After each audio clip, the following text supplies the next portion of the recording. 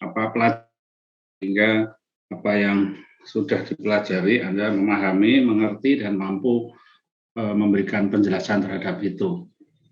Oke, Mas Mbak, kemarin kita sudah bicara tentang bagaimana perusahaan perorangan itu, bagaimana kalau lebih dari satu orang akan melakukan aktivitas usaha. Maka kemudian kita mengenal ada yang namanya firma dan ada pula yang namanya CV. Ya, kemarin kita sudah lihat itu, dan kemudian kita sudah bicara tentang PT sebagai badan hukum. Apa konsekuensinya kalau PT itu dinyatakan sebagai badan hukum? Bagaimana tanggung jawab dari para pemegang sahamnya? Ya, apakah dia bisa melakukan kegiatan dan tanggung jawab sebagaimana yang ditetapkan, atau mungkin kemudian apa yang mereka harus lakukan untuk menghindar dari tanggung jawab yang bersifat tidak terbatas. Oke, Mas Mbak, kita akan lanjutkan sedikit.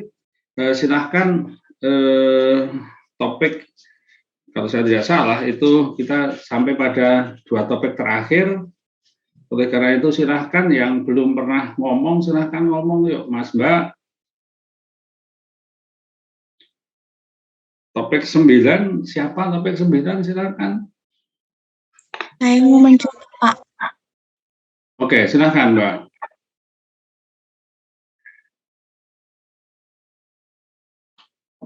Bersama siapa Anda ngerjakan ini, Mbak? Bersama Erna, Pak. Apakah Erna sudah bergabung? Sepertinya Erna belum bergabung, Pak. Oke. Ya wes, silahkan. Baik. Jadi saya sendiri aja ya, Pak? Ya. Baik, Pak. Saya izin share screen, Pak. Iya. Teman-teman yang lain saya minta untuk perhatikan, dan kemudian tolong nanti kalau ada sesuatu yang perlu ditanyakan, silahkan ditanyakan. Ya, kita bicara tentang PT perorangan, ini terkait dengan Undang-Undang Cipta Kerja yang banyak orang bertanya kenapa begini, kenapa begitu. Oleh karena itu saya minta untuk Anda silahkan perhatikan, dan kalau ada sesuatu yang perlu ditanyakan, silahkan ajukan pertanyaan. Suara saya bisa terdengar, Mas Mbak? Bisa, Pak. Oke, sebentar Mbak Fabi ya, saya tak mencoba menyapa Asara. Apakah Anda hadir hari ini, Mbak? Saudara Asara, apakah Anda? Oke, silahkan nanti Anda beraktivitas ya, karena di sini belum ada apa-apa. Saudara Dias Noberta, apakah Anda hadir hari ini, Mbak? Iya, Pak, hadir. Oke, silahkan nanti Anda menyampaikan sesuatu. Francisca Putri, Francisca Rahmayanti, apakah Anda hadir? Ada, Pak. Oke, silakan Anda perhatikan. Anda belum ada tanda di sini. Marga Tereta Gale, apakah Anda hadir hari ini? Hadir, Pak. Oke. Kemudian Sri Gusmiarti, apakah Anda hadir hari ini? Saudara Sri Gusmiarti, apakah Anda hadir?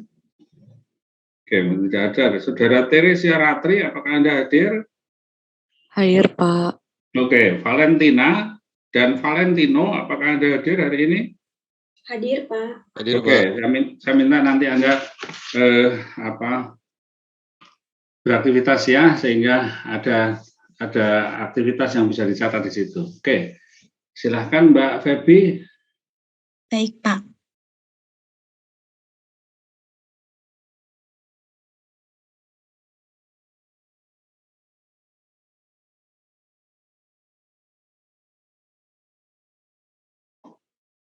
Baik, selamat pagi Pak Kasto dan teman-teman semuanya. Perkenalkan, saya Feby Pratiwi dengan NIM 20015 dan bersama teman saya Erna Melinda Maturbongs 20046 yang pada hari ini mungkin kemungkinan tidak hadir karena di daerahnya sepertinya terjadi pemadaman listrik, Pak. Ya, pada kesempatan kali ini saya akan membahas topik mengenai perseroan terbatas atau PT perorangan.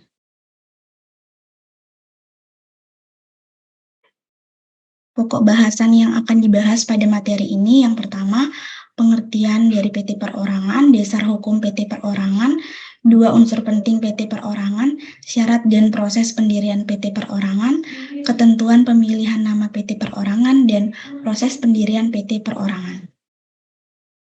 Kemudian selanjutnya, apa yang dimaksud dengan PT perorangan? Berdasarkan pasal 153A ayat 1 Undang-Undang Cipta Kerja, disebutkan bahwa perseroan yang memenuhi kriteria usaha mikro dan kecil dapat didirikan oleh satu orang.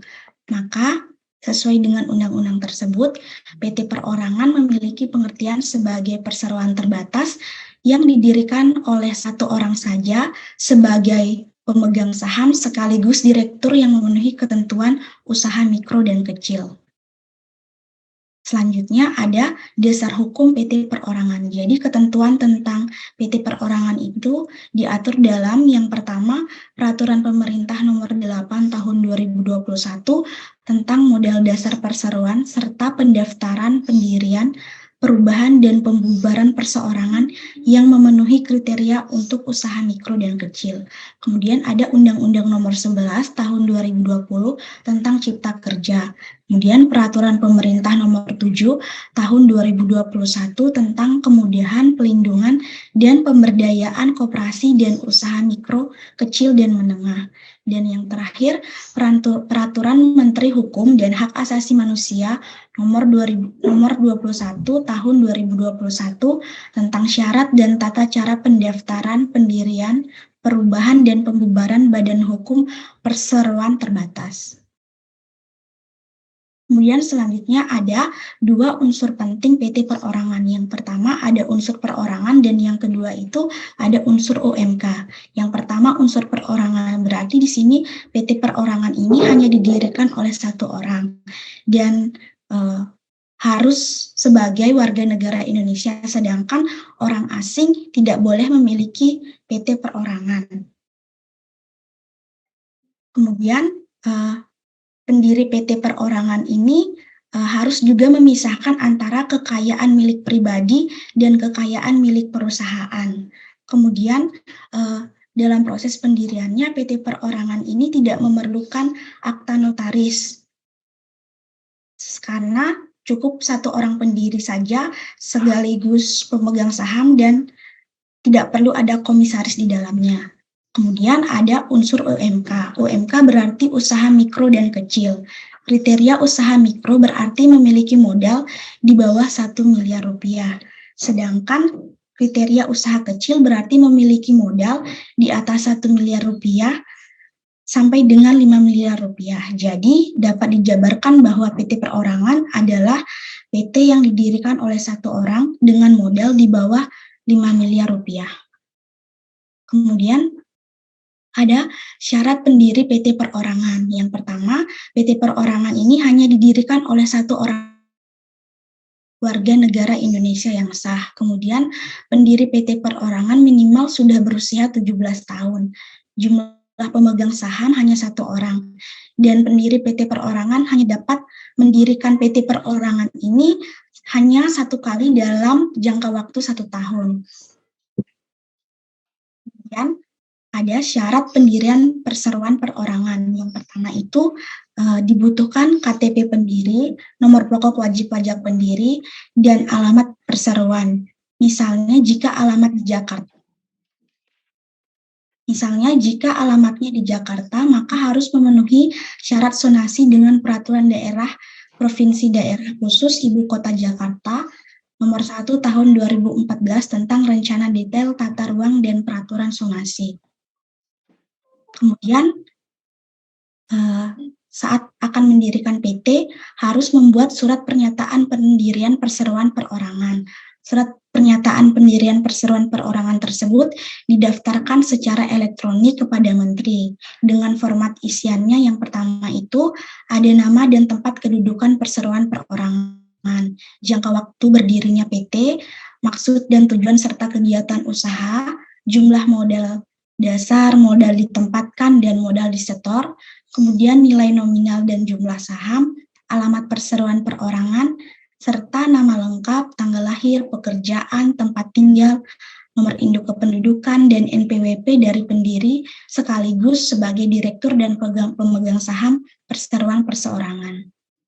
Kemudian ada proses pendirian PT perorangan. Yang pertama itu bahwa PT perorangan ini memang hanya didirikan oleh satu orang, yang berarti merangkap sebagai pemegang saham, direktur, dan tidak mempunyai komisaris. Kemudian memiliki kegiatan usaha mikro dan kecil. Pendiri membuat surat pernyataan pendirian, kemudian mendaftar secara elektronik melalui Menteri Hukum dan Hak Asasi Manusia Republik Indonesia.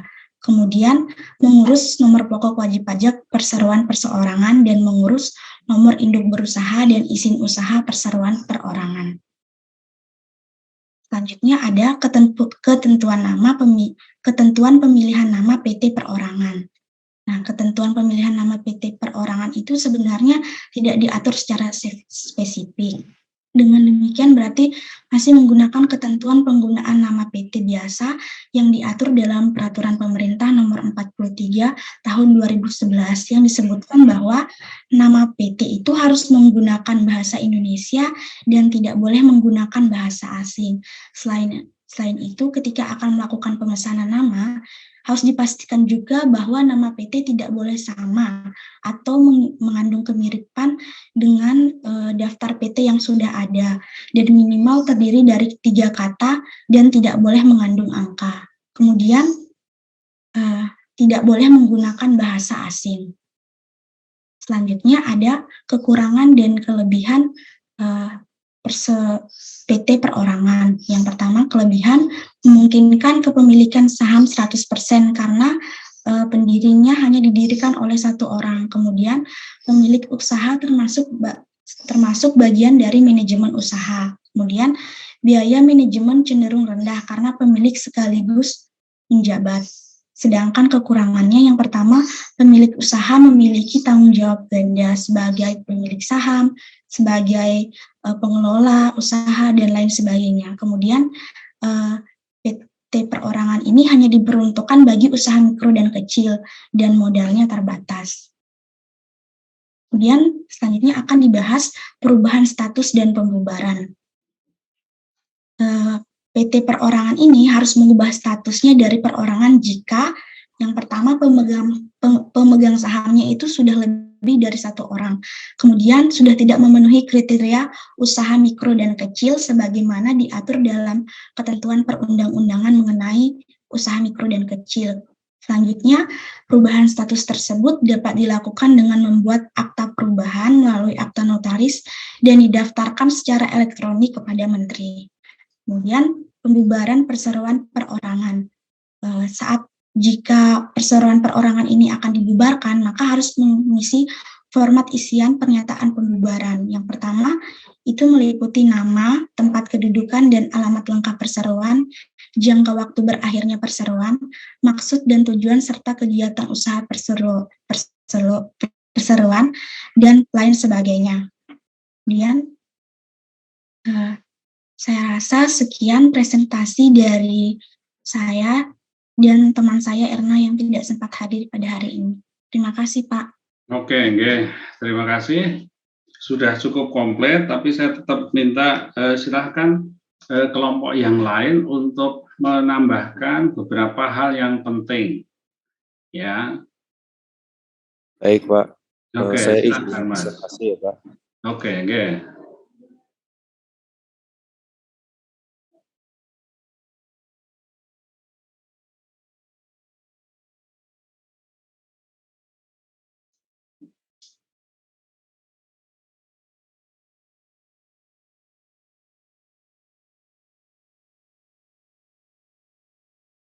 Perkenalkan, nama saya Yohanes Farel dengan NIM 202-114-032 bersama dengan teman saya John Erickson. Pada kesempatan kali ini saya akan menambahkan bagian tanggung jawab dari PT Perorangan Terbatas. Jadi di sini ada dua. Yang pertama itu limited liability, artinya pemegang saham atau pendiri bertanggung jawab sebesar saham yang dimilikinya. Kemudian bagian tanggung jawab dan kedua, tanggung jawab dari segala kerugian dibebankan kepada perseroan perseorangan karena adanya status badan hukum. Namun ketentuan tersebut tidak berlaku apabila yang pertama, persyaratan perseroan perorangan sebagai badan hukum belum atau tidak terpenuhi. Kemudian yang kedua, pemegang saham yang bersangkutan baik langsung maupun tidak langsung dengan itikat buruk memanfaatkan perseroan untuk kepentingan pribadi. Kemudian yang ketiga, pemegang saham yang bersangkutan terlibat dalam perbuatan melawan hukum yang dilakukan oleh perseroan perorangan. Kemudian yang terakhir, pemegang saham yang bersangkutan baik langsung maupun tidak langsung secara melawan hukum menggunakan kekayaan perseroan perorangan yang mengakibatkan kekayaan perseroan perorangan menjadi tidak cukup untuk melunasi utang perseroan perorangan. Kemudian lanjut, bagian permodalan akan dijelaskan oleh teman saya. Oke, baik. Untuk bagian permodalan, di sini bahwa modal dasar perseroan perorangan berasal dari kekayaan pendiri yang dipisahkan dan besarnya ditentukan berdasarkan keputusan pendiri, kecuali untuk kegiatan tertentu yang besaran modalnya diatur oleh pendiri lain. Nah, di sini maksudnya bahwa modal dasar yang dimaksud itu ditempatkan dan di-store paling sedikit 25% yang dibuktikan dengan penyetoran yang sah dan bukti disampaikan secara elektronik kepada Menkumham dalam waktu paling lama 60 hari terhitung sejak tanggal pengisian persyaratan pendirian. Terima kasih.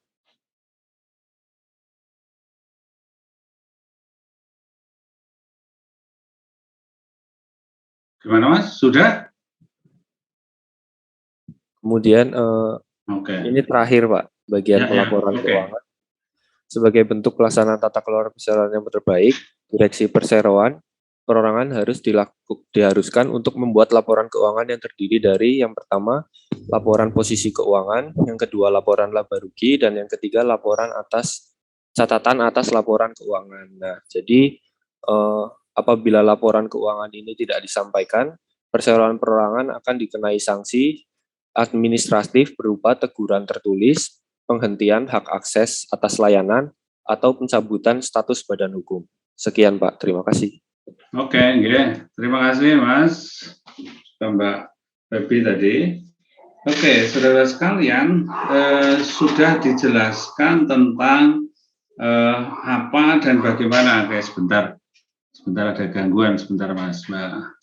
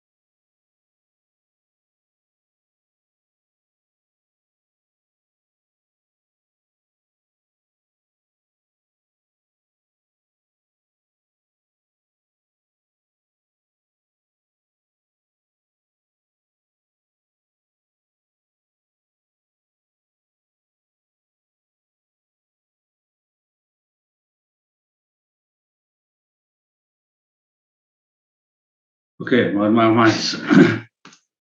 Oke, jadi tadi sudah disampaikan tentang bagaimana satu perseroan yang sebelumnya kalau kita bicara tentang PT itu adalah terdiri dari sekurang-kurangnya 2 pemegang saham. Ya, jadi kemarin kita bicara tentang PT yang pemodalnya itu paling kurang ada 2 orang. Dan mereka masing-masing memisahkan harta kekayaan pribadi menjadi harta kekayaan PT, di mana harta kekayaan itu seperti tadi disampaikan Mas Farel dan Mas Erikson tadi, bahwa itu digunakan sebagai modal sekaligus sebagai kekayaan yang digunakan untuk membayar, mengganti kerugian, atau secara umum dikatakan sebagai pertanggungjawaban atas aktivitas yang dilakukan oleh PT. Tetapi ini dimungkinkan bahwa PT itu tidak didirikan oleh harus 2 orang atau lebih, tapi dimungkinkan didirikan oleh 1 orang saja. Tadi sudah disampaikan banyak secara prosedural, tadi tidak harus dengan akta notaris, cukup dengan suatu pernyataan. Tetapi untuk nama, kemudian untuk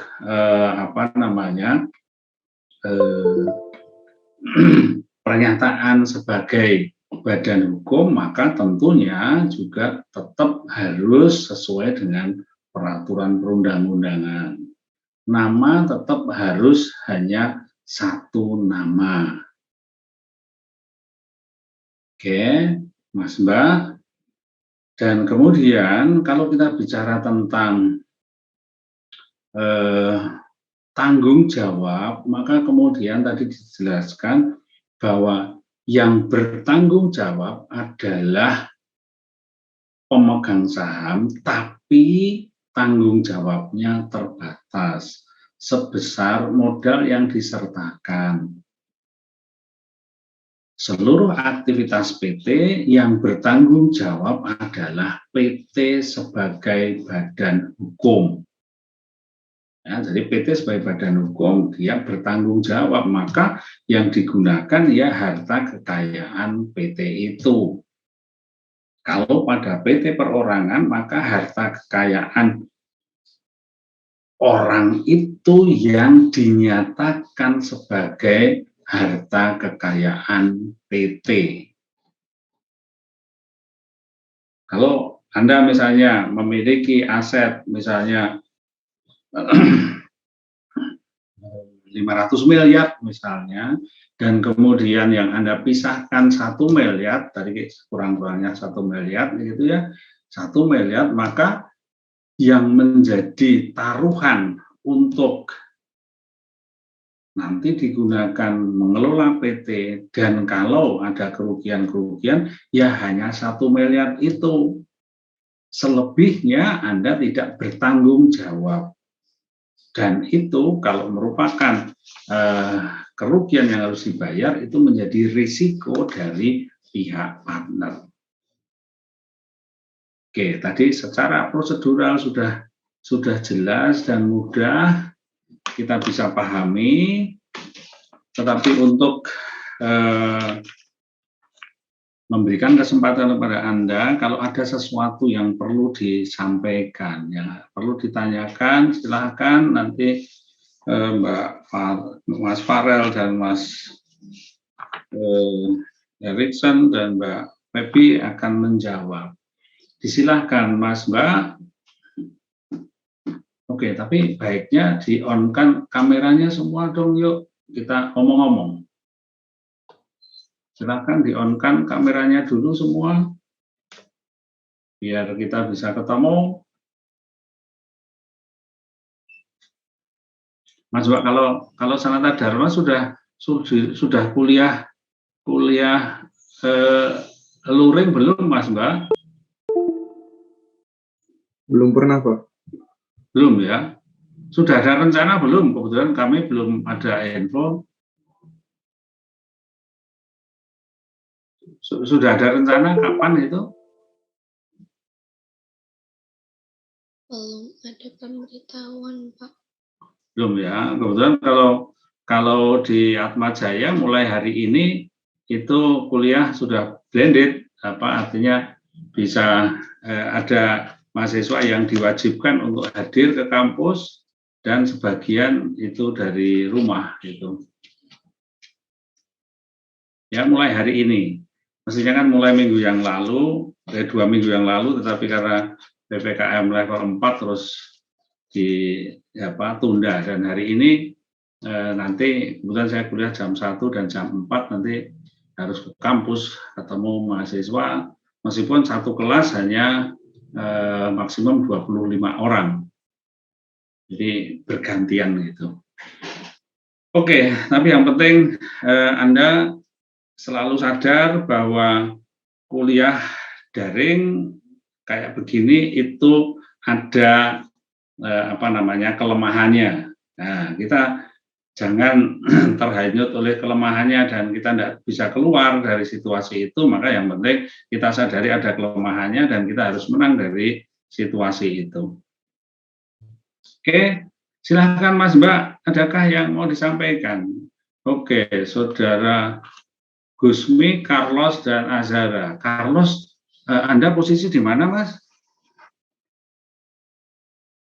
Di mana, Mas? Jakarta ya. Saya beberapa kali lihat kok kita semua sudah selesai, sudah check out, kok Anda masih tetap setia di kelas ini gitu ya. Tapi saya yakin berarti Anda pergi kemana gitu ya. Oke, Mas Carlos, yuk. Silahkan, ada sesuatukah yang mau disampaikan? Silahkan. Atau mau... Tolong di-on-kan videonya. Saya minta tolong gitu loh. Itu gimana? Ya, yuk. Wah, nanti kan Jakarta kok sinyal bermasalah. Jakarta itu kan semuanya ada, apalagi Gubernur Pak Anies kan. Bagus tuh. Yuk, silakan.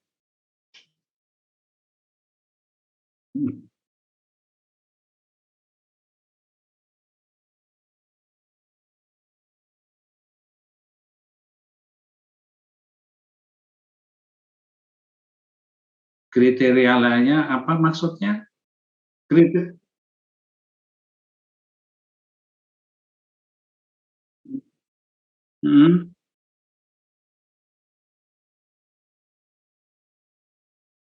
Ya. Oke, Mbak Feby, silahkan dijelaskan tadi bahwa persyaratan untuk mendirikan itu dari aspek modalnya, ya. Silahkan, Mbak. Tadi sudah Anda sebutkan, jadi saya tinggal ngulang kriterianya yang dibolehkan. Silahkan, Mbak. Baik, Pak. Jadi mungkin yang dimaksud Carlos tadi itu kan kalau pada saat mendirikan perseroan perorangan itu ada 2 unsur. Yang pertama tadi unsur perorangan dan yang kedua tadi itu unsur UMK. Nah, yang mungkin yang ditanyakan Carlos itu adalah unsur UMK. Jadi pada saat mendirikan PT perorangan ini pendiri itu harus memenuhi unsur UMK. UMK di sini yang berarti usaha mikro dan kecil. Jadi yang dimaksud itu kriterianya yang pertama, usaha mikro itu memiliki modal di bawah 1 miliar rupiah, sedangkan usaha kecil memiliki modal itu di atas 1 miliar rupiah dan di bawah 5 miliar rupiah. Maka dapat disimpulkan yang seperti saya sudah jelaskan tadi bahwa PT Perorangan itu adalah PT yang didirikan dengan modal di atas 1 miliar rupiah, sampai dengan batasnya 5 miliar rupiah begitu. Apakah sudah menjawab, Carlos? Oke, jadi kriterianya adalah modal, gitu ya. Oke, silahkan yang lain. Ini karena Gusmi dan Azhara tidak menepati apa yang diminta, ya nggak usah. Diminta on cam tapi nggak on cam juga, ya wes. Oh, ini Gusmi sudah, silahkan Mbak. Iya Pak, maaf ya Pak, tadi soalnya putus-putus sinyalnya.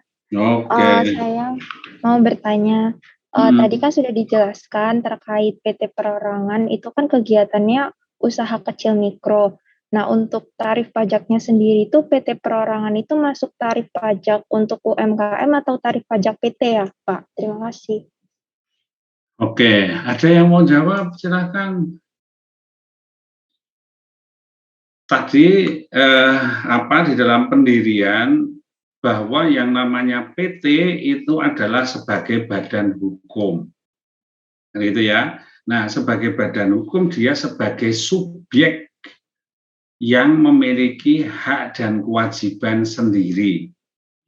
Maka kewajiban pajaknya adalah kewajiban subjek yang tersendiri. Jadi dia sebagai PT, dia juga memiliki kewajiban pajak. Dia harus memiliki yang terpisah dengan NPWP pendirinya yang satu orang tadi. Jadi kalau misalnya Mbak Gusmi, Anda mendirikan suatu PT perorangan, berarti kekayaan Anda itu Anda pisahkan, Anda split jadi dua. Yang satu kekayaan pribadi, yang satu sebagai kekayaan PT. Nah, karena PT Anda itu sebagai badan hukum, maka dia sebagai subjek pajak tersendiri. Anda sendiri atas nama Gusmi gitu tetap menjadi memiliki NPWP sendiri, tapi PT yang Anda dirikan itu juga memiliki NPWP sendiri. Karena apa? Karena dia sebagai subjek. Bisa ditangkap, Mbak Gusmi? Iya Pak, bisa Pak. Terima kasih. Oke, tapi omong-omong, Anda kemarin sudah saya ajak untuk mencari nama belum loh? Sudah ya? Sudah Pak, saya kelompok 10. Gimana? Kelompok terakhir. Iya sudah Pak, saya kelompok 10. Enggak, pada kemarin saya sudah ajak Anda untuk bisa melacak nama PT kan ya? Atau belum? Belum, Belum oke. Pak, belum Pak. Oke. Sekarang saya akan ajak Anda untuk mencari nama PT. Idenya begini, kalau nanti Anda mengelola suatu perusahaan dan kemudian ada penawaran dari suatu PT, Anda mesti bisa melacak PT ini PT resmi atau PT abal-abal, udah gitu aja ya.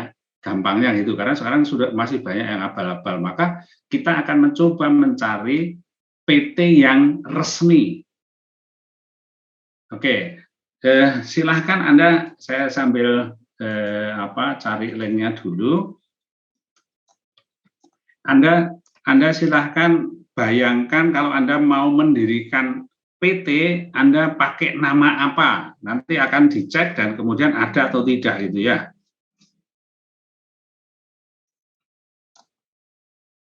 Sebentar.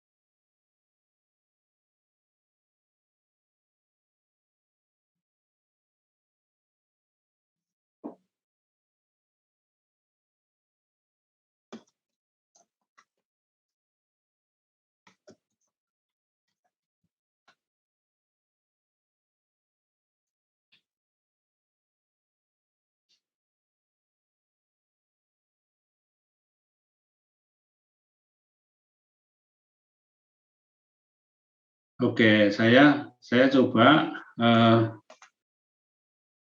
saya linknya aja, dan kemudian nanti silahkan Anda coba.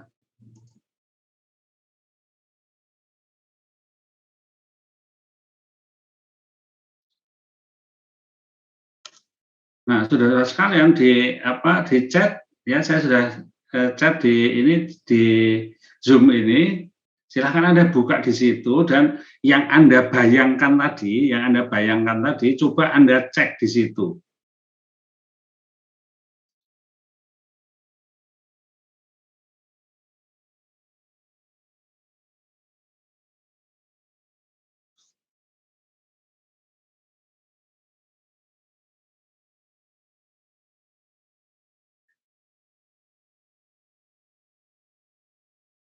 Oke, sudah bisa, Mas, Mbak? Sudah.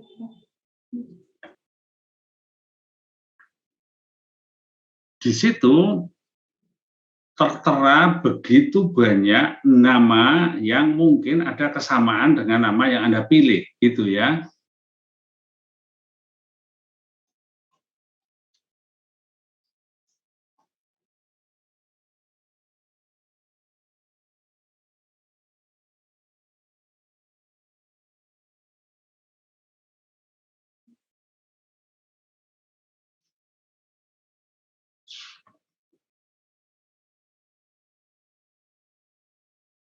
Oke, Saudara Valentino, apakah Anda dengar suara saya, Mas?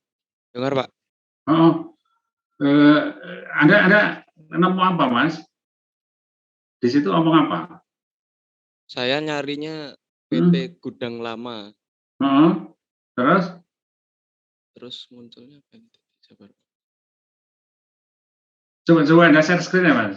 Share screen, Mas. Pak.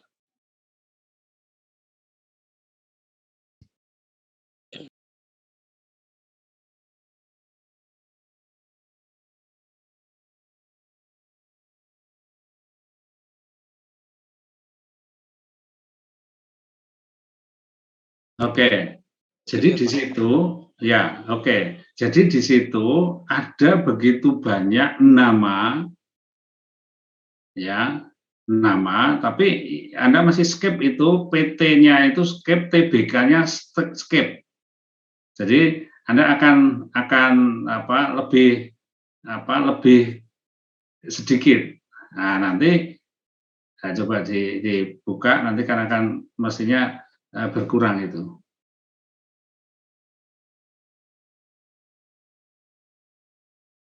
Oke. Oke, yeah. Jadi yang terbuka maupun yang tidak terbuka akan muncul di situ, gitu ya. Nah, sekarang gini, Mas, Mbak, Anda sudah masing-masing Anda atau satu teman lagi saya minta di-share-kan. Margareta Gale, apakah Anda bisa share screen, Mbak? Bisa, Pak. Oh, coba, Mbak.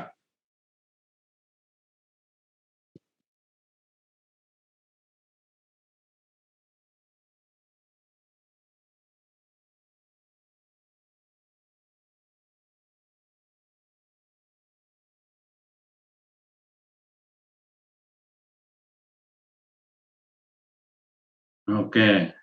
Jadi di situ Anda sudah ngerti ya, bahwa nanti kalau Anda, Mas, Mbak, kalau Anda sebagai pelaku bisnis, Anda mau ngecek PT dia itu abal-abal atau tidak, maka kita bisa cek di sini. Oh, PT itu memang resmi dan jelas terdaftar, dan itu Anda bisa klik ya, detailnya itu Anda bisa klik, dan Anda bisa mendapatkan informasi yang lebih. Oke, sampai di sini ada mungkin yang mau ditanyakan. Kalau ada silahkan, Mas, Mbak, terkait dengan nama. Pak, saya ingin bertanya. Tapi mohon maaf sebelumnya kamera Zoom saya nggak bisa on cam karena error. Gimana, Mas? Kan tadi website ini berguna untuk memastikan perusahaan atau PT yang memang layak atau bukan yang abal-abal. Kalau misalnya nih Pak, kita nyoba dan nama itu nggak tertera di website itu, berarti perusahaan itu melanggar hukum dong, Pak. Jadi kita sebagai orang awam biasa bisa menuntut gitu. Melanggar hukum gimana maksudnya ya? Kalau misalnya saya bikin nama, ya bikin nama dan kemudian saya gunakan untuk apa? Kalau nama sekedar nama kan enggak apa-apa, kecuali kalau kemudian Anda dirugikan karena membuat transaksi dengan dia, ya Anda yang keliru. Karena apa? Anda mesti cek PT itu ada atau tidak, gitu ya. Kalau tidak ada ya nggak usah dilayani, ngapain juga? Oh, kita ngerti bahwa dia nggak resmi, nggak terdaftar di Kementerian Hukum HAM kok, gitu. Bisa ditangkap, Mas, idenya?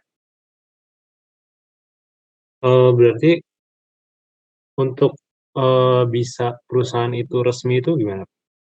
Untuk membuat perusahaan itu bisa tertera ada di website? Silahkan ingat kuliah beberapa waktu yang lalu ya, bahwa saya sudah jelaskan di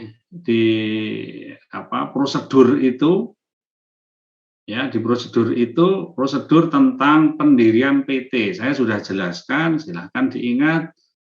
Dan kalau yang namanya PT itu sudah disahkan oleh Kementerian Hukum HAM, maka namanya itu akan dicatat di sana sebagai PT yang terdaftar. Itu sudah beberapa waktu yang lalu saya sudah jelaskan. Sebentar, Pak.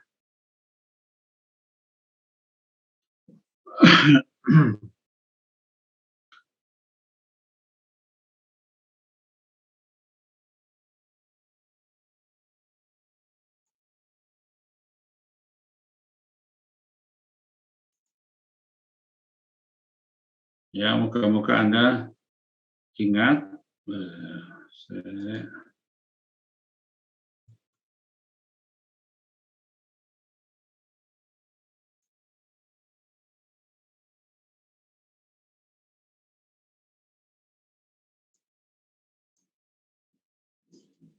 Oke, dulu saya pernah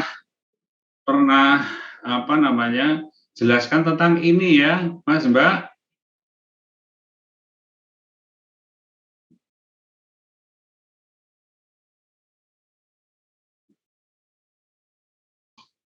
Apakah sudah bisa ditangkap, Mas?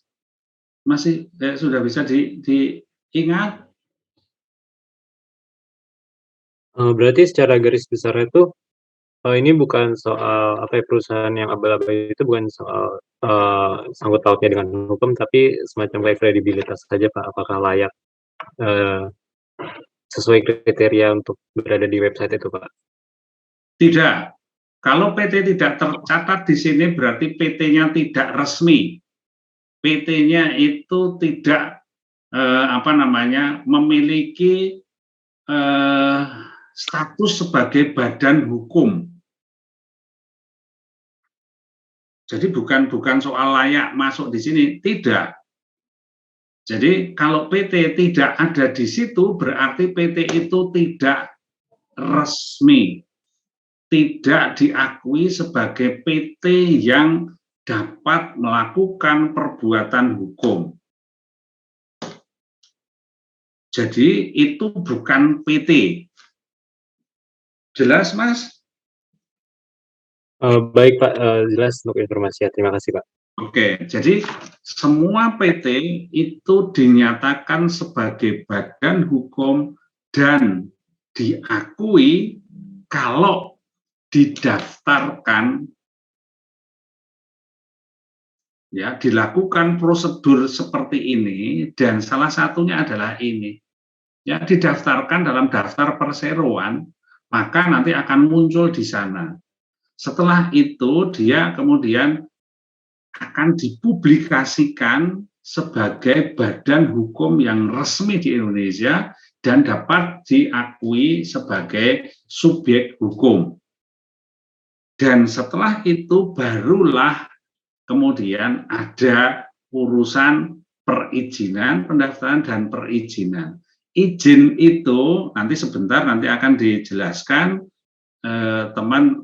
tentang perizinan. Izin itu baru dapat dibuat, baru akan dapat diberikan kalau ininya itu beres gitu loh. Kalau prosedur pendiriannya beres, akta pendiriannya, bukti pengesahan itu beres, baru kemudian digunakan untuk ngurus izin. Jadi yang di web itu adalah yang resmi, ada dan diakui dalam hukum Indonesia. Kalau tidak ada di situ berarti PT itu memang tidak resmi adanya. Oke, moga-moga bisa ditangkap. Oleh karena itu paling gampang kalau Anda mau melakukan aktivitas bisnis, ya lacak aja PT-nya itu ada tidak. Dan kemudian aktivitasnya, apakah legal atau ilegal, silahkan lihat dari sisi perizinannya. Kalau ada izinnya berarti dia legal. Kalau tidak ada izin, ya yang dikatakan orang ya itu bodong kan gitu. Gitu Mas Bara, bisa ditangkap ya? Oke. Iya, Pak, bisa.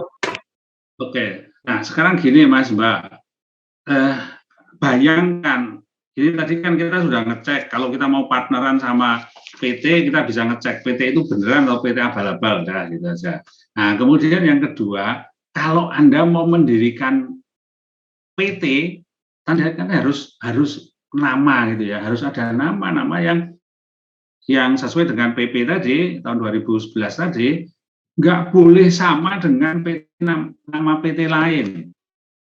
Oleh karena itu tolong bayangkan kita mau mendirikan PT, ya mendirikan PT dan yuk kita mencoba ngecek nama PT yang akan kita gunakan ini kira-kira masih terbuka atau tidak gitu ya, masih bisa atau tidak.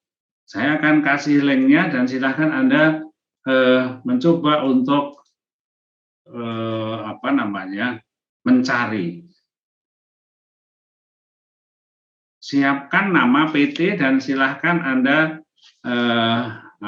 Anda ketikkan di sini dan nanti bunyinya seperti apa. Saya tidak akan kasih informasi apapun, tapi silahkan Anda.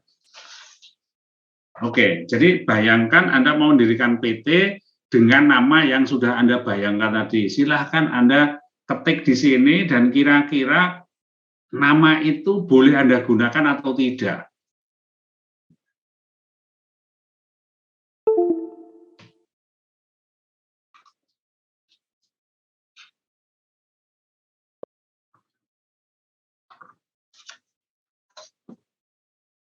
Kemudian bisa mencari singkatan lain.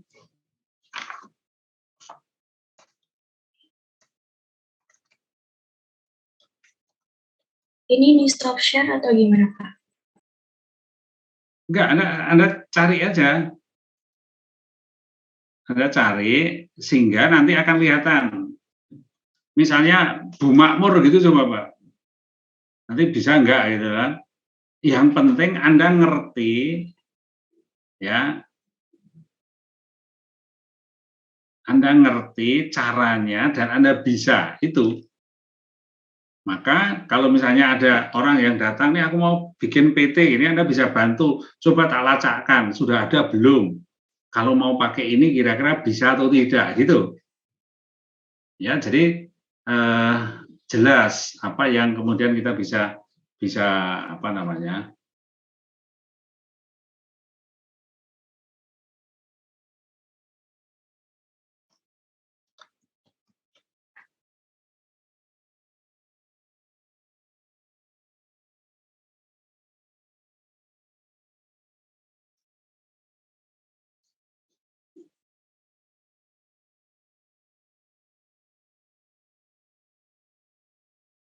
Belum mau ya.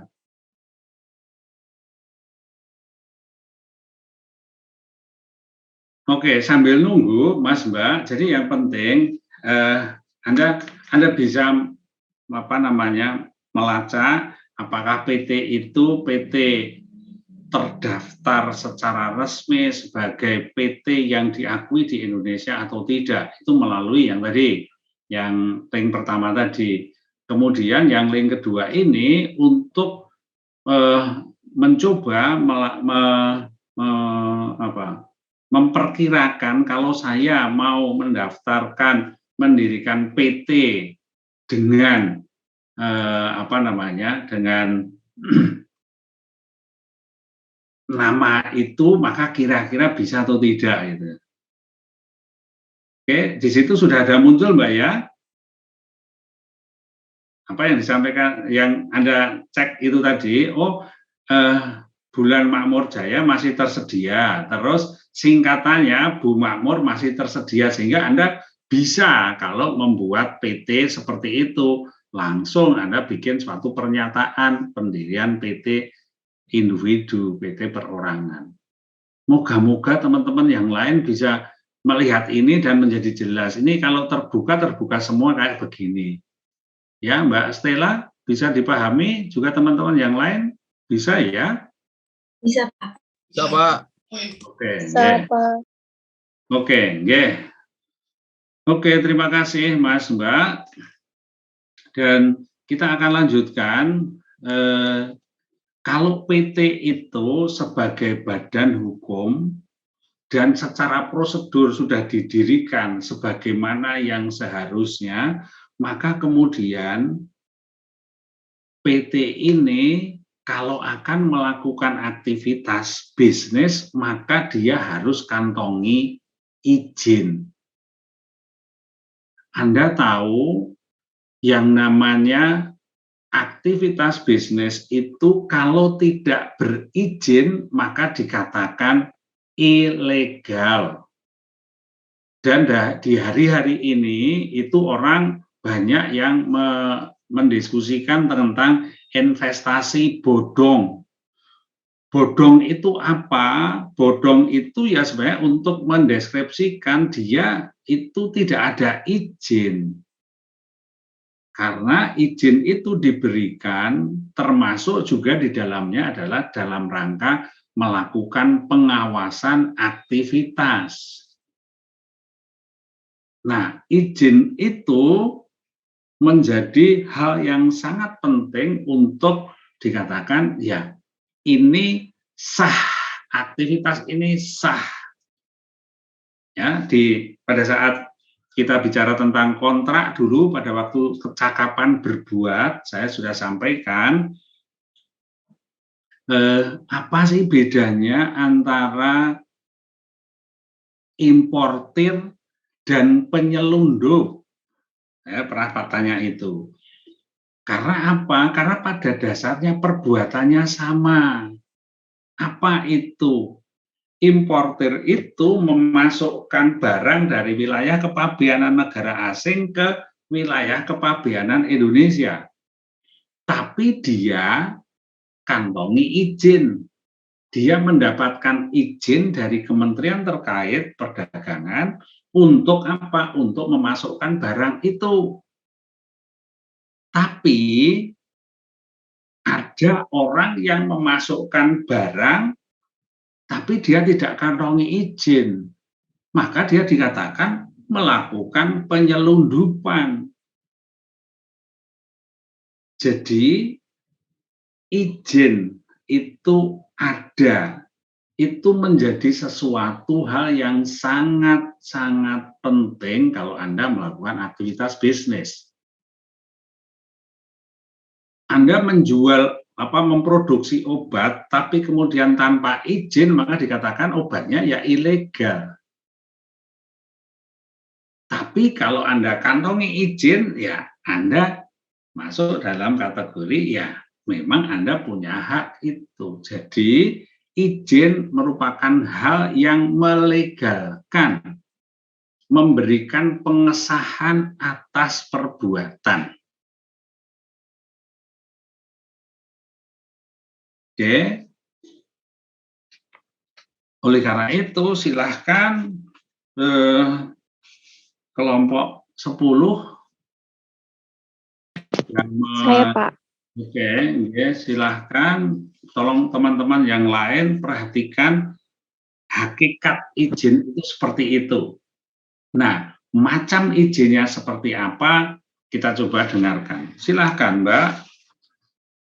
Saya izin share screen ya, Pak. Oke. Anda sama siapa, Mbak? Sama saya Pak Sri Kusmiati, Oke. 021. Ya. Selamat pagi Pak Kasto dan teman-teman. Sekarang kami akan mempresentasikan tentang perizinan usaha. Anggota kelompok kami ada saya sendiri Teresia Ratri dengan NIM 20049 dan Sri Kusmiarti dengan NIM 20021. Perizinan usaha adalah persetujuan yang dibutuhkan oleh pelaku usaha untuk memulai sekaligus menjalankan usaha di mana diberikan dalam bentuk surat atau keputusan setelah pelaku usaha memenuhi semua persyaratan yang telah ditetapkan. Di sini ada jenis-jenis perizinan usaha. Yang pertama itu ada NIB atau nomor induk berusaha. Merupakan identitas pelaku usaha apapun bentuk perusahaannya. Lalu ada surat keterangan domisili usaha atau SKDU. Surat ini merupakan salah satu kelengkapan izin yang harus diurus di kantor kecamatan atau kelurahan di mana tempat usaha tersebut didirikan. Lalu ada nomor pokok wajib pajak atau NPWP, di mana NPWP dibuat oleh petugas pajak dan diberikan kepada para wajib pajak. Lalu ada izin usaha dagang, di mana izin usaha dagang merupakan surat yang diberikan kepada perseorangan untuk melaksanakan usaha dagang jika memiliki usaha dagang. Lalu ada surat izin tempat usaha atau SITU, di mana surat ini harus dimiliki sebagai bukti izin tempat usaha yang didirikan telah sesuai dengan tata ruang wilayah yang diperlukan atau tidak. Lalu ada surat izin prinsip, di mana surat izin prinsip merupakan surat yang dibuat oleh pemerintah daerah dan diberikan kepada pengusaha ataupun badan usaha yang ingin mendirikan usaha di suatu daerah. Lalu ada surat izin usaha industri atau SIUI, di mana surat ini merupakan surat yang dibutuhkan oleh para pengusaha kecil atau menengah untuk mendirikan usaha industri. Lalu ada surat izin usaha perdagangan atau SUP, di mana surat ini merupakan surat yang dibuat oleh pemerintah daerah yang diperuntukkan bagi para pelaku usaha yang ingin melaksanakan kegiatan usaha perdagangan. Lalu ada tanda daftar perusahaan atau TDP. TDP merupakan tanda sebuah bukti bahwa perusahaan Anda telah terdaftar secara sah. Lalu ada surat izin usaha jasa konstruksi atau SIUJK, di mana surat ini wajib dimiliki perusahaan yang bergerak di bidang konstruksi. Lalu ada surat izin gangguan atau HO, di mana surat ini berisi keterangan yang menyatakan tidak adanya warga sekitar yang merasa keberatan dan terganggu atas lokasi usaha yang dijalankan oleh suatu kegiatan usaha di suatu tempat. Lalu ada izin mendirikan bangunan atau IMB, di mana IMB itu merupakan perizinan dikeluarkan oleh pemerintah daerah kepada pelaku usaha atau badan hukum yang akan mendirikan sebuah bangunan baru, mengubah, memperluas, mengurangi, dan atau merawat bangunan gedung sesuai dengan persyaratan administratif dan persyaratan teknis yang berlaku. Lalu ada izin BPOM, di mana izin BPOM merupakan perizinan untuk izin pengedaran produk usaha makanan atau produk yang dikonsumsi. Lalu ada sertifikat laik fungsi atau SLF, di mana SLF merupakan sertifikat yang diterbitkan oleh pemerintah daerah kepada pemilik bangunan gedung yang telah dibangun sesuai IMB dan telah layak untuk dipergunakan sesuai dengan fungsinya berdasar hasil pemeriksaan dari instansi terkait. Lalu ada izin lingkungan, di mana izin lingkungan merupakan izin yang diberikan kepada pelaku usaha yang melakukan usaha dan atau kegiatan yang wajib dalam rangka pelindungan dan pengelolaan lingkungan hidup sebagai prasyarat memperoleh izin usaha dan atau kegiatan. Lalu ada izin lokasi, di mana izin lokasi merupakan izin yang diberikan kepada para pelaku usaha untuk menggunakan tanah yang diperlukan dalam rangka penanaman modal untuk usaha dan atau kegiatannya dan berlaku pula sebagai izin pemindahan hak. Lalu yang terakhir ada tanda daftar usaha pariwisata atau TDUP, di mana TDUP merupakan bukti tanda daftar yang wajib dimiliki oleh berbagai jenis usaha yang berkaitan dengan sektor pariwisata. Untuk selanjutnya akan dijelaskan oleh Gusmi. Selanjutnya, untuk langkah-langkah membuat surat izin usaha atau SIUP. Yang pertama, pelaku usaha bisa mendaftarkan usahanya sendiri atau bisa juga lewat kuasa yang dikuasakan ke kantor dinas perindustrian serta perdagangan setempat. Yang kedua, kemudian mengambil formulir pendaftaran dan mengisi formulir SIUP atau PDP bermaterai 6.000 yang telah ditandatangani oleh yang memiliki usaha. Lalu formulir yang telah diisi lalu fotokopi sejumlah 2 rangkap yang dibekali dengan syarat-syarat tersebut.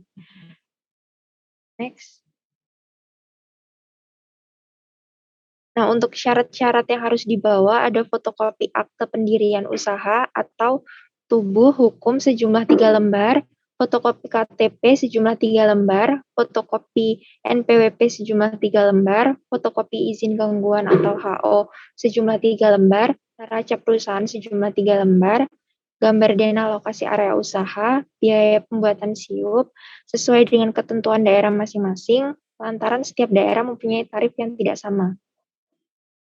Lanjut, Nah, kemudian untuk 7 tahapan untuk melengkapi legalitas usaha di Indonesia, akses modal dan akses pasar adalah 2 hal kunci yang menentukan bisa tidaknya suatu bisnis memperbesar skala usahanya. Tetapi jika kita ingin mengakses modal atau pasar yang lebih besar, pasti investor akan off-taker meminta dokumen legalitas usaha. Dalam praktik, bentuk badan usaha yang berstatus badan hukum seperti perseroan terbatas dan koperasi lebih disukai. Nah, untuk 7 tahapan legalitas ini, yang pertama mengurus NPWP, yang kedua mendaftarkan akta pendirian perusahaan, yang ketiga menyusun akta pendirian perusahaan atau koperasi, yang keempat mengurus NPWP atau nama badan usaha, yang kelima mengurus nomor induk berusaha atau NIB sebagai bentuk izin usaha dasar, yang keenam mengurus perizinan lanjutan atau izin usaha dan izin komersial, yang ketujuh mengurus pendaftaran karyawan tetap ke BPJS, kesehatan, dan BP Jam Sospek. Lanjut, kemudian ada manfaat memiliki surat izin usaha. Yang pertama, sebagai sarana perlindungan hukum. Yang kedua, sebagai syarat dalam kegiatan yang sifatnya menunjang perkembangan usaha.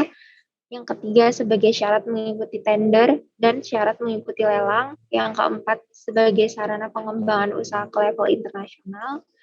Yang kelima, sebagai sarana promosi dan meningkatkan kredibilitas usaha. Nah, untuk yang terakhir ini ada contoh dari surat izin usaha. Teman-teman bisa lihat di PPT kami untuk contoh surat izin usaha.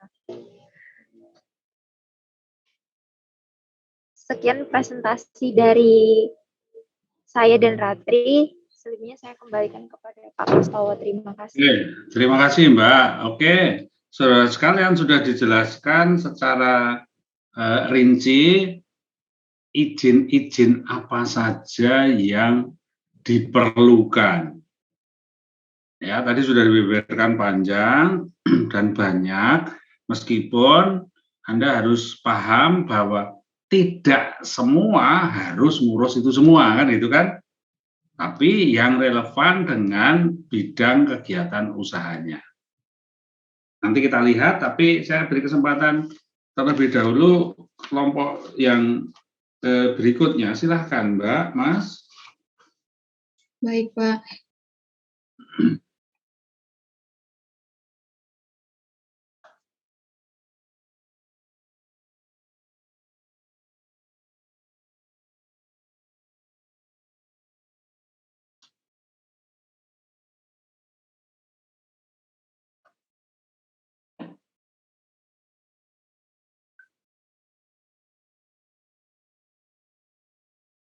Di-unmute dulu, Mbak. Di-unmute dulu. Ya, Pak. Put ke atas lagi, Put.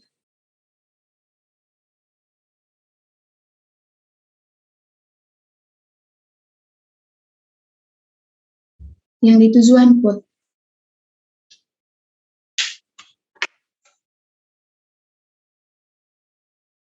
Baik, selamat pagi menjelang siang Pak Kostowo dan teman-teman. Terima kasih untuk kesempatan yang diberikan kepada kelompok kami. Kami dari kelompok topik perizinan usaha. Saya sendiri Francisca Rahmayanti Kam dengan NIM 20029, dengan teman saya Francisca Putri dengan NIM 20023. Jadi yang akan kami tambahkan itu yang pertama ada tujuan perizinan usaha.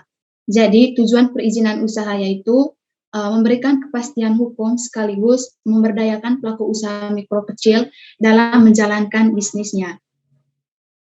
Jadi, dengan surat izin usaha ini, pengusaha dapat membangun usahanya secara legalitas dari pemerintah ataupun dinas perindustrian sehingga tidak mendapatkan masalah di kemudian hari. Jadi, dengan persetujuan ini, pihak berwenang atau penyelenggara suatu kegiatan usaha itu bisa berjalan dengan baik karena bagi pemerintah perizinan usaha ini ialah suatu alat atau sarana untuk membina, mengarahkan serta mengawasi usaha perdagangan. Oleh karena itu, agar kegiatan usaha itu berjalan dengan lancar, maka setiap pengusaha itu wajib mengurus dan memiliki izin usaha dari instansi pemerintah yang sesuai dengan bidangnya. Selanjutnya akan dijelaskan tambahan oleh Saudari Putri. Dan juga ada manfaatnya, yaitu untuk kepastian hukum, kredibilitas perusahaan meningkat, dapat mengikuti lelang atau tender dalam proyek sebagai sarana promosi dan meningkatkan kredibilitas usaha sebagai sarana pengembangan usaha ke level internasional.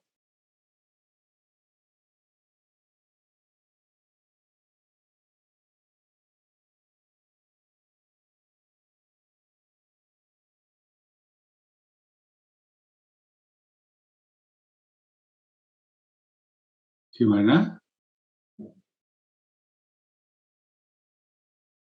Itu saja Pak dari kami. Oke, Mas Mbak, dari apa yang tadi sudah disampaikan, silakan ditayangkan dulu aja ya, macam-macamnya tadi ya, macam-macamnya, tolong ditayangkan sebentar. Pak, mohon maaf Pak. Ini ada kelompok satu lagi yang belum itu ngasih tambahan. Oh, mau ngasih tambahan, oke, silakan Mbak. Iya Pak. Di share screen boleh? Oke. Apakah sudah terlihat Pak dan teman-teman? Belum. Sudah. Oke. Perkenalkan, kami dari kelompok topik 10. Saya sendiri dengan nama Yohana Aurelia Ridarta Purbaningrum dengan NIM 202141050. Juga ada Sasa Bella Risna dengan NIM 202141038. Izin menambahkan mengenai topik 10. Yang pertama, saya ingin menambahkan mengenai terkait izin lingkungan tadi, yaitu analisis mengenai dampak lingkungan. Analisis mengenai dampak lingkungan atau disingkat sebagai AMDAL telah disebutkan dalam Peraturan Pemerintah Nomor 27 Tahun 1999 bahwa AMDAL merupakan kajian mengenai dampak besar dan penting untuk mengambil sebuah keputusan suatu usaha terhadap lingkungan hidup yang diperlukan bagi proses penyelenggaraan usaha atau kegiatan. AMDAL sendiri bertugas untuk menganalisis berbagai macam faktor, seperti faktor fisik, faktor kimia, faktor sosial, biologi, maupun sosial budaya. Nah, di sini terdapat contoh analisis mengenai dampak lingkungan atau izin lingkungan tadi.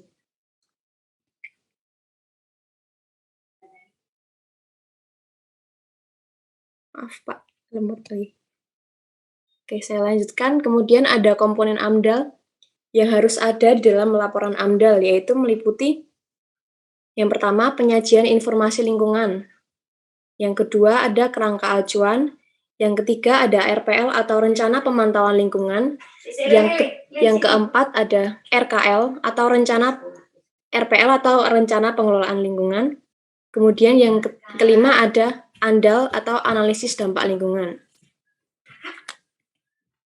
Lalu di sini ada tujuan AMDAL sendiri, yaitu ditinjau dari pengertian AMDAL, maka sudah jelas bahwa fungsinya tidak lain dan bukan adalah untuk melakukan penjagaan rencana usaha supaya tidak memberikan dampak buruk bagi kehidupan lingkungan di sekitarnya.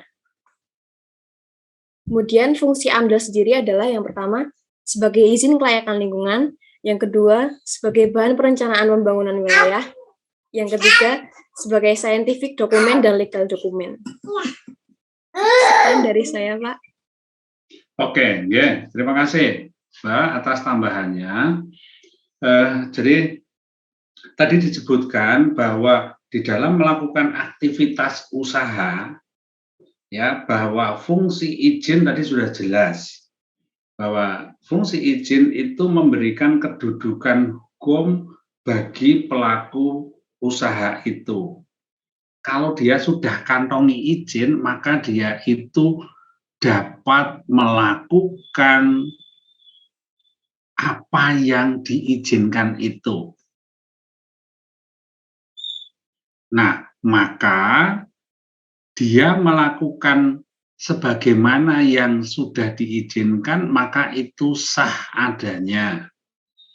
Kalau dia melakukan sesuatu yang harusnya ada izinnya, tapi ternyata dia tidak punya izin, maka dikatakan itu tindakan itu ilegal. Contoh yang paling sederhana sekali, bahwa kalau misalnya nih Anda melakukan suatu aktivitas bisnis. Bisnisnya apa? Oh, misalnya Anda memproduksi obat. Kalau Anda memproduksi obat, maka ya Anda harus kantongi izin. Paling kurang ada izin untuk mengedarkan obat tertentu itu. Dari mana? Dari POM tadi sudah diungkapkan. Nah, kalau Anda tidak mengantongi izin itu, maka obat Anda dikategorikan sebagai ilegal. Itu contoh yang saya berikan untuk menyederhanakan konsep bahwa izin adalah sesuatu hal yang penting untuk apa? Untuk melakukan suatu aktivitas bisnis tertentu. Nah, izin itu diberikan kalau prosedur persyaratannya terpenuhi, gitu. Memang tadi tampaknya banyak sekali, ya.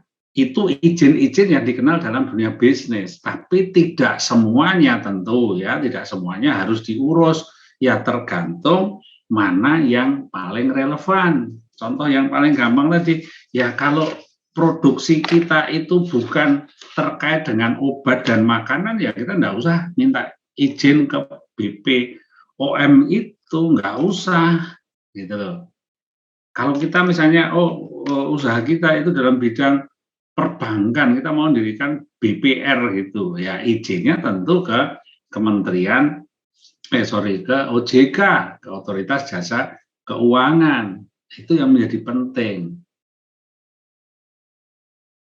Oke, Mas Mbak, moga-moga bisa dipahami. Terima kasih atas uraian izinnya.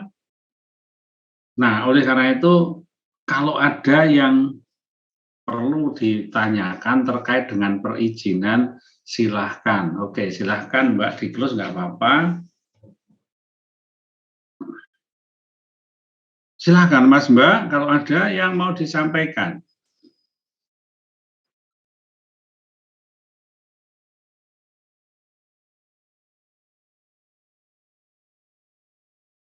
Oke, saya mencoba untuk apa namanya, cek ya.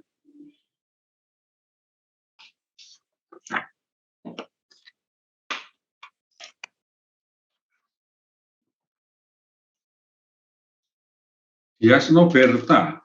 Dias Noberta, apakah Anda dengar? Iya. Ya Mbak, ada sesuatu mungkin yang Anda mau sampaikan, silahkan di on cam Mbak ya. Dias Noberta, Anda belum pernah on cam ini kayaknya. Ada yang mau disampaikan Mbak? Mungkin bukan terkait perizinan sih Pak. Oh gimana? Ada Terkait dengan pendirian identitas. pendirian identitas maksudnya? Apakah jika suatu identitas sudah mendirikan PT perorangan, itu dengan identitas yang sama bisa membangun PT? Maksudnya gimana maksudnya? Jadi, Contoh konkretnya aja, contoh konkretnya biar jelas jawabannya dan tidak ngawang itu. jadi misal ya Pak, saya udah mempunyai PT perorangan yang UMK tadi Pak. Terus saya akan menanamkan modal saya di suatu PT perusahaan gitu Pak. Itu apakah boleh dengan identitas yang sama? Berarti kalau untuk pendirian dalam 1 tahun dia hanya boleh mendirikan satu dengan pemodal hanya dapat mendirikan 1 PT. Ya, itu.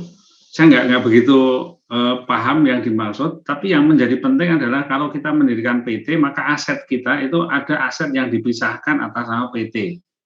Nah, kalau kemudian Anda mau invest dengan dengan dana PT, ya kalau memang dimungkinkan ya nggak apa-apa. Tapi yang penting kita paham bahwa konsekuensi yang muncul dari satu aktivitas menanamkan atau invest di PT lain, ya nggak apa-apa. Kalau misalnya kemudian Anda mendirikan PT bersama teman yang lain, boleh nggak? Ya nggak apa-apa. Toh PT itu sebagai entitas yang berbeda.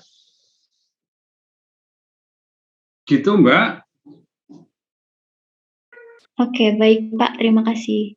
Oke, kalau pertanyaannya lebih spesifik akan menjadi mudah, tapi kalau pertanyaannya agak ngawang, saya mencoba untuk mengkonkretkan, tapi tidak tahu apakah tepat atau tidak itu tadi. Tapi poinnya adalah ya, yang penting PT itu kita pahami itu mendirikan satu entitas baru, dia sebagai subjek.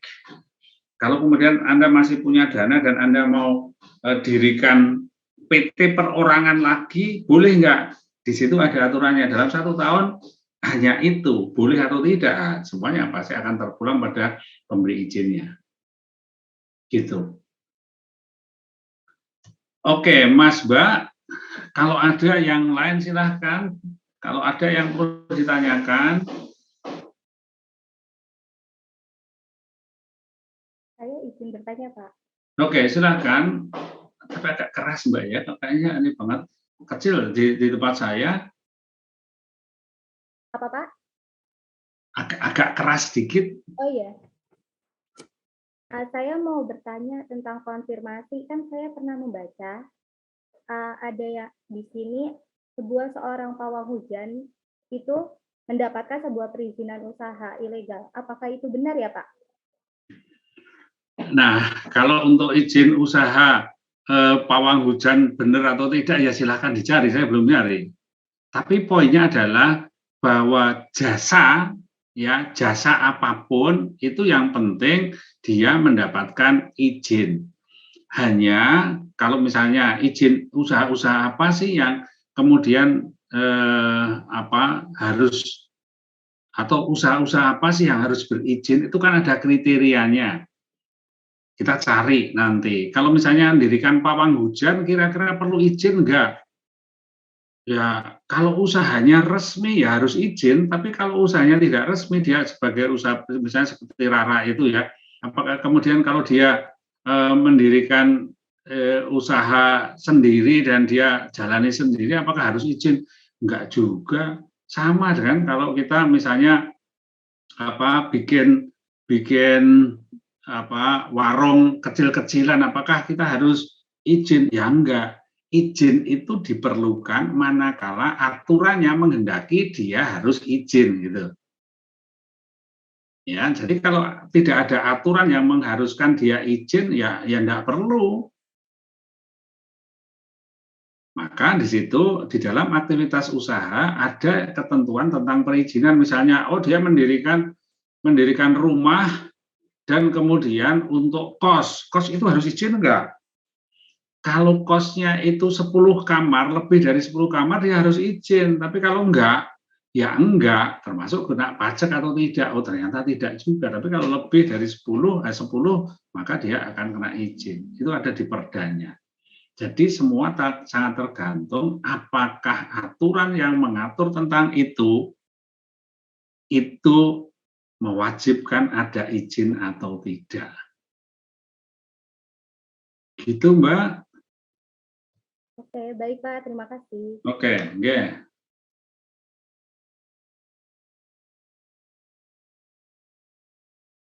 Siapa ini? Jesslyn? Oh. Ya, Silakan, Pak. Mbak. Gimana, Mbak? Saya Jesslyn dengan NIM 036. Saya ingin bertanya, Pak, terkait SIUP. Jadi, misal saya punya perusahaan nih, saya mendirikan perusahaan A, lalu saya punya anak perusahaan. Nah, apakah si SIUP-nya itu saya harus bikin lagi buat si anak perusahaannya ini atau hanya satu saja ya, Pak?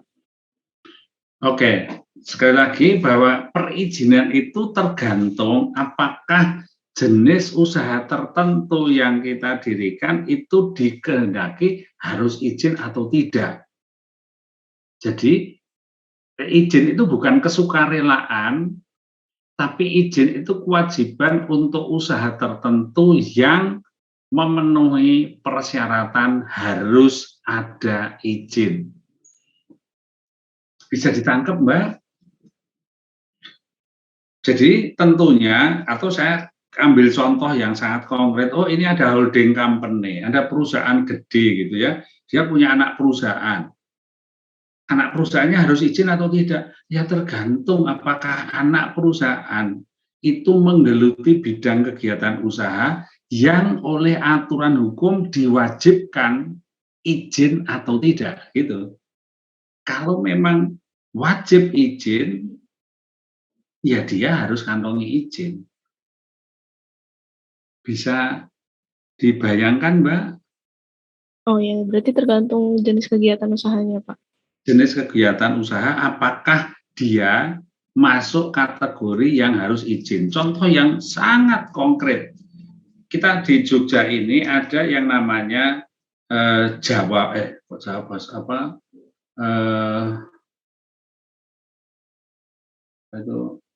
Radar Jogja, Mbak. Radar Jogja itu usaha surat kabar. Oke. Dan itu anak perusahaan dari Jawa Pos. Pertanyaannya, apakah Radar Jogja harus kantongi izin? Loh iya, karena apa? Karena usaha penerbitan itu wajib ada izinnya. Loh, tapi Jawa Pos kan ada, iya dia sebagai entitas sendiri, dia sebagai perusahaan sendiri, dia juga harus kantongi izin. Moga-moga bisa ditangkap, atau misalnya Kompas Gramedia. Kompas Gramedia itu dia punya hotel apa itu, Mas, Mbak? Ya, hotelnya apa? Kompas Gramedia hotelnya apa sih?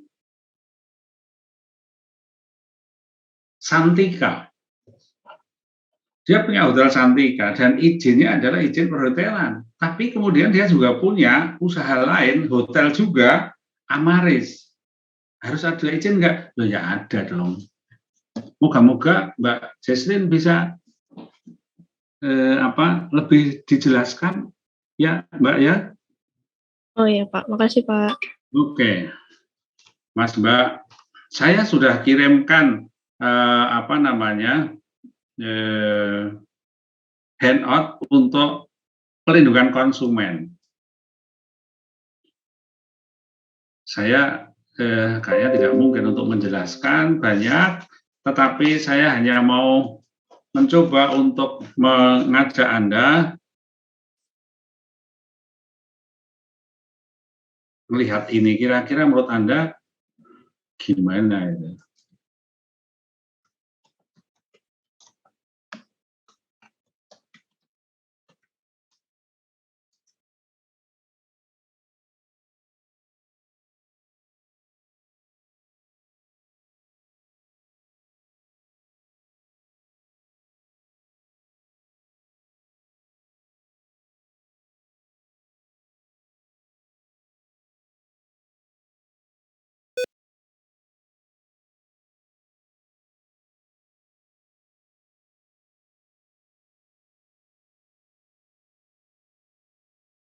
Jadi yang saya mau tunjukkan itu sebenarnya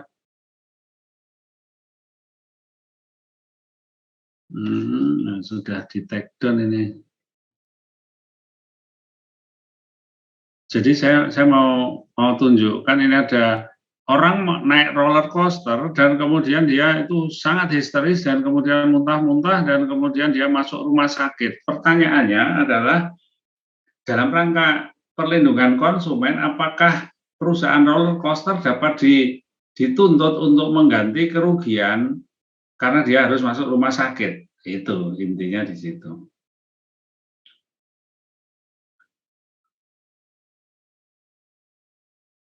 Oke Mas Mbak ya, jadi tolong dilihat itu ada roller coaster, ini sudah nggak ada nilainya.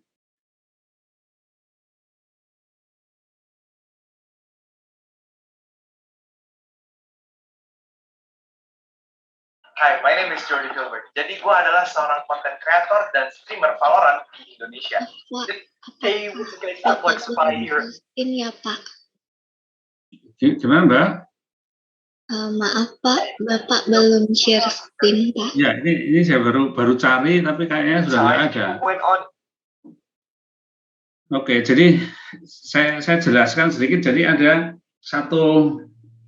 atau tolong bayangkan aja kalau misalnya Anda pergi ke mana Trans Studio itu ya, ada yang naik roller coaster dan ternyata naik roller coaster itu dia pusing dan kemudian dia mabuk, dia muntah-muntah sampai dia dehidrasi. Dia masuk rumah sakit dan kemudian dirawat selama 6 hari. Oh, ternyata setelah itu ada tagihan 10 juta. Mbak, kalau Anda sebagai manajemen dari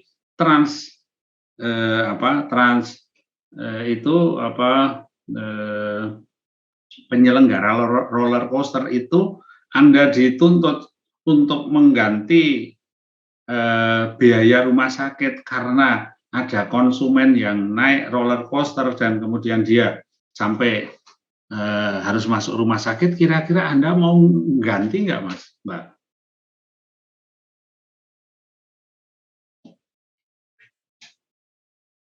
Halo, Loha.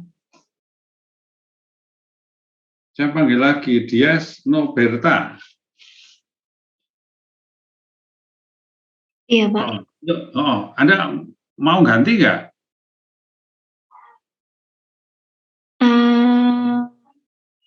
Bisa sih Pak, menjadi tanggung jawab manajemen. Gitu? Oke, saya coba panggil satu teman lagi. Daniela Haritosa, apakah Anda hadir hari ini? Daniela Haritosa, apakah Anda hadir hari ini, Mas, Mbak?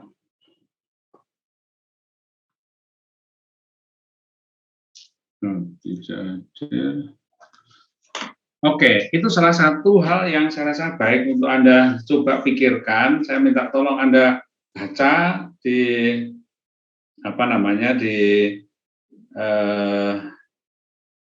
handout-nya dan silahkan pahami. Itu nanti sebagai salah satu bahan untuk UTS ya. Oke, Mas Mbak, untuk UTS saya minta Anda mengerjakan dengan logika Anda sendiri, jangan copy dari tempat lain. Ya, saya sudah ingatkan, yang penting Anda mampu memahami dan mampu menjelaskan. Oke, maka saya minta jangan copy dari tempat lain, dari jawaban orang dan kemudian ini. Oke, Mas Mbak, sebelum kita akhiri, apakah ada sesuatu yang mau disampaikan? Kalau ada, silakan, Mas Mbak. Pak. Yo, silakan. Ini bertanya, apakah dari kelompok masih boleh menambahkan, Pak? Silahkan kalau mau ada yang ditambahkan. Silahkan. Mungkin dari Sasa bisa menambahkan. Saya share screen dulu ya, Pak. Oke, silakan.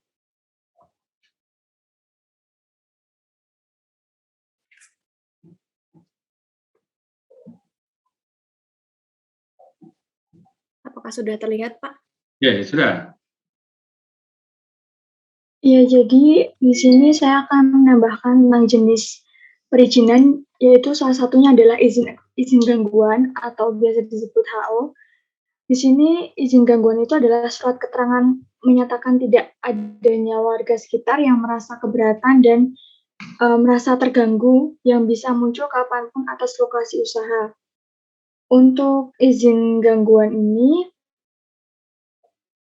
memiliki syarat yang pertama, isi formulir permohonan, kedua, surat pernyataan dari tetangga sekitar minimal 1 tetangga di kanan kiri, depan dan belakang, 3. Surat pernyataan diketahui oleh kepala kelurahan setempat, 4. Fotokopi surat izin mendirikan bangunan atau IMB, 5. Fotokopi surat keterangan bukti hak tanah atau surat keterangan status tanah, 6. Fotokopi akta pendirian perusahaan, 7. Fotokopi KTP dan NPWP, 8. Fotokopi PBB atau pajak bumi dan bangunan yang sudah lunas setahun terakhir, 9. Fotokopi upaya pengelolaan lingkungan hidup, upaya pemantauan lingkungan hidup. Untuk siapa yang wajib mengurus izin HO itu harus dimiliki semua jenis badan usaha. Izin ini harus dimiliki oleh badan usaha yang tidak berbadan hukum seperti CV dan firma atau yang berbadan hukum seperti PT dan koperasi. Selain itu, kantor cabang juga harus memiliki izin HO dari tempat kantor atau usahanya didirikan. Untuk masa berlaku izin gangguan ini, pemilik usaha harus melakukan pendaftaran ulang setiap 3 tahun sekali. Sekian Pak tambahan dari kelompok terakhir. Terima kasih. Oke, terima kasih atas tambahannya. Apakah ada yang mau menyampaikan sesuatu, bertanya tentang sesuatu sebelum kita akhiri? Minggu depan kita sudah UTS. Kalau ada silahkan. Oke, Mas Mbak, kalau tidak ada, kita akhiri sampai di sini.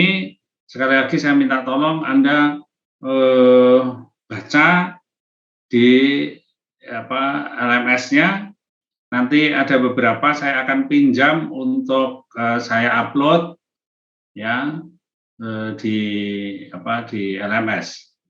Tapi saya percaya bahwa Anda sudah memperhatikan setiap paparan dan itu diulang ya paling kurang 2 kali, jadi mestinya sudah ada yang Anda